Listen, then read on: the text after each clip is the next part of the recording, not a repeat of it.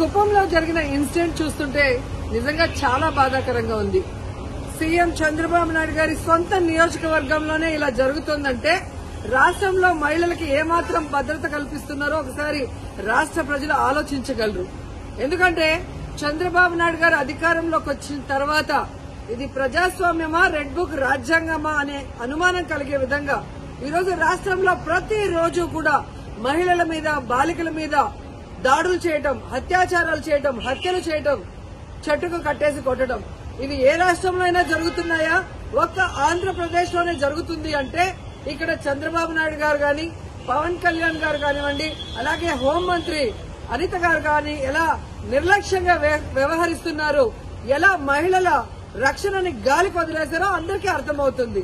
మాటలు మాత్రం ఇంత చెప్తారు. అధికారంలోకి వచ్చేప్పుడు ఏం చెప్పారండి?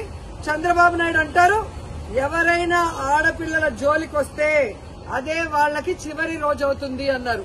మరి మీ సొంత నియోజకవర్గంలో భర్త అప్పు చేశాడని భార్యని చెట్టు కట్టేసి కొడుతుంటే మరి మీరు ఏం చర్యలు చేపట్టారు?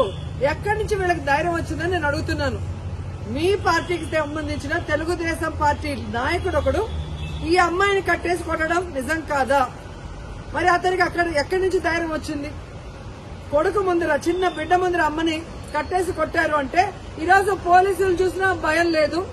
అలాగే చంద్రబాబు నాయుడిని, హోంమంత్రిని చూసినా మీ పార్టీ వాళ్ళకి భయం లేకుండా పోయింది.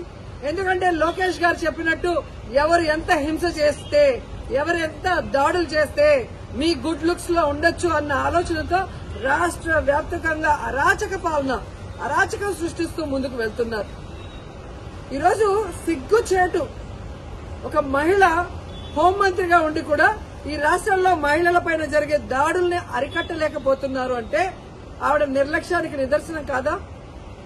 ఈరోజు పరిటాల సునీత గారి నియోజకవర్గంలో 14 సంవత్సరాల అమ్మాయిని, చిన్న అమ్మాయిని 14 మంది తెలుగుదేశం పార్టీ నాయకులు రేప్ చేస్తే కనీసం ఏం చర్యలు చేస్తుందండి?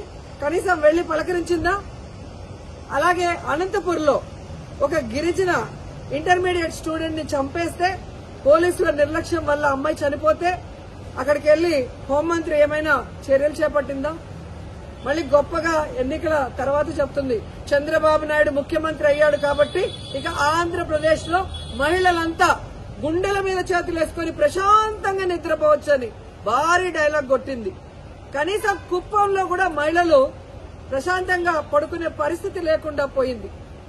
ఈరోజు ఆవిడ సెల్ ఫోన్ లో ఏ విధంగా వీడియో కాల్ చేసి పరామర్శిస్తోందంటే ఈవిడ అహంకారానికి నిదర్శనం కాదని నేను అడుగుతున్నా. హోంమంత్రి అంటే రాష్ట్రంలో మహిళలకి, ప్రజలకి రక్షణ కల్పించాల్సిన బాధ్యత ఉంది. అంతకన్నా ఏమో పనున్నట్టు బిజీ అంటూ ఇంతవరకు ఒక ఇన్సిడెంట్ జరిగితే కూడా పోయి పరామర్శించదు. తప్పు చేసిన వాళ్ళని అరెస్ట్ చేయించాలన్న చిత్తశుద్ధి ఉండదు. సాక్షి ఈ విషయాన్ని వెలుగులో తెచ్చేంత వరకు ఇటు చంద్రబాబు నాయుడు గారికి గాని, అటు హోంమంత్రికి గాని విషయం తెలియలేదు, చర్యలు చేపట్టలేదంటే అంతకన్నా సిగ్గుచేటు ఏదైనా ఉందా? సీఎం గాని, డిప్యూటీ సీఎం, హోంమంత్రి టోటల్ ఫెయిల్యూర్ కాదా నేను అడుగుతున్నా. ఇంతవరకు సంవత్సరం అవుతుంది.